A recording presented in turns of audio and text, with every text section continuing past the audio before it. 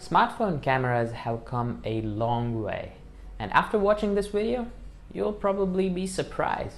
So stay tuned. We're gonna be comparing a budget Android, aka Google Pixel 4a, versus the Canon A2300 HD, which is a camera I bought 10 years ago.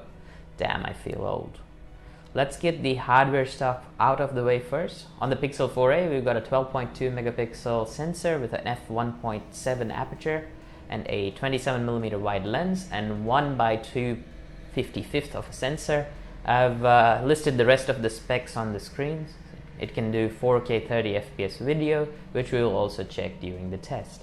On the other side, we've got the Canon A2300, which is a 16 megapixel sensor, slightly larger than the Pixel, so it has got that going for it, and I'll leave the rest of the specs on the screen for you to check out. It can do 720p video as well, which is funny by today's standards. The camera comes in this really slim chassis and it's almost as pocketable as any smartphone. But is it better? Let's look at some samples, shall we? The first photo I took it on the roadside on my bike. You can see the amount of detail on the left image, which is from the Pixel, and the right one, which is from the Canon. And no, it's not out of focus. I made sure of it. It's just softer, given though it's 16 megapixel photo compared to the 12 on the Pixel. Moving to the automatic depth of field effect, bokeh as people like to call it, you get a slightly better photo on Pixel with the color accuracy and the detail and the sharpness, while the Canon photo is still serviceable, not like the previous one. Got another shot of red flowers again. You can see the contrast. It's not blowing anything out on the Pixel, while the Canon is struggling, probably due to the amount of enhancements that have come in the processing and computational photography. Then I took a photo of my rear cassette of my bike. You can see it was taken in slightly challenging conditions. It was really late evening and not properly lit at all, and still you can see the details pretty clear on the Pixel, while the Canon is struggling to have any sharpness in the steel cogs of the bike. Now the Pixel and the Canon both have a flash, but the Canon has a xenon flash, which may be useful in close quarters. But let's look at the wide shot. The first one at nighttime was taken using auto mode on both cameras, the Pixel auto mode on the left and then the Canon auto on the right.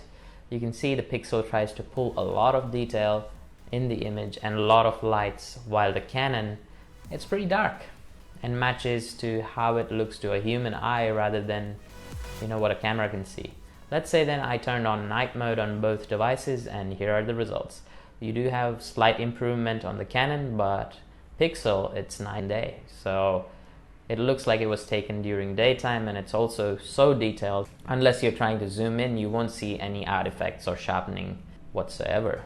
Which is crazy that this phone is always with me, while the camera is a separate device that I have to carry that specializes in this, even though it's 10 years old. Goes to show how the camera technology has come forward. Now, one thing that you might think the Pixel might lose on is this camera has optical zoom. So this is the wide photo on both, and Canon wins and has better colors, which are true to life, while the Pixel is a little bit washed out, but I think it's serviceable by editing in post. But yeah, this one's a win for Canon, no doubt. But let's zoom in. Optical 5x versus the Pixel's digital 5x zoom, which Google uses computational photography, and the results are scary. The Pixel with digital zoom looks to be preserving more detail than the 5x optical, which is crazy to think of. I mean, yes, the Canon one is slightly flatter, less artifacting and noise, but I would definitely prefer the image on the left rather than the right. There is cool water body, let's say, and these photos look similar on both devices until you look at the ground and you can see all the gravel or the mud. Detail is really good on the Pixel, while the Canon has just got this paintbrush effect, which is not great.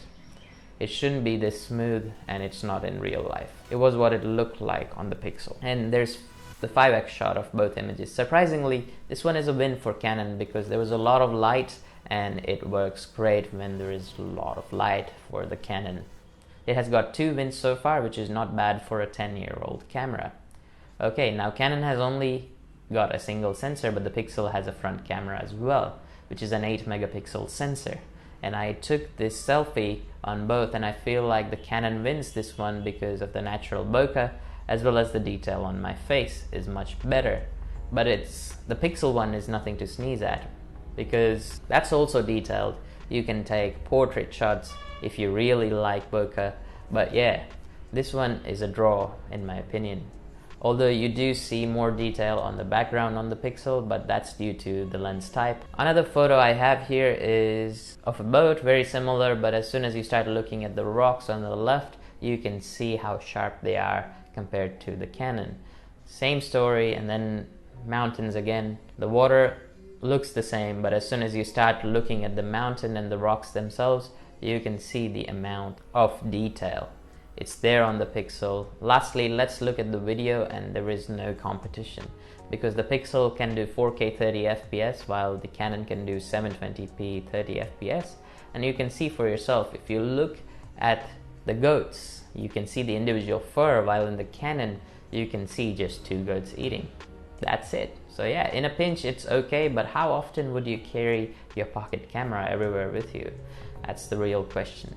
So to conclude, your smartphone is probably better than anything that came out in 2012 or even 2015, to be honest, in point and shoot market, and I believe the gap will even increase because of the amount of computational photography that is being applied these days in smartphones when compared to regular point and shoot cameras such as the Sony RX100 even. Anyway guys, I hope you enjoyed the video. Smash that like button if this video helped you or you learned something new. Consider subscribing and dinging that notification bell if you want to watch more content like this.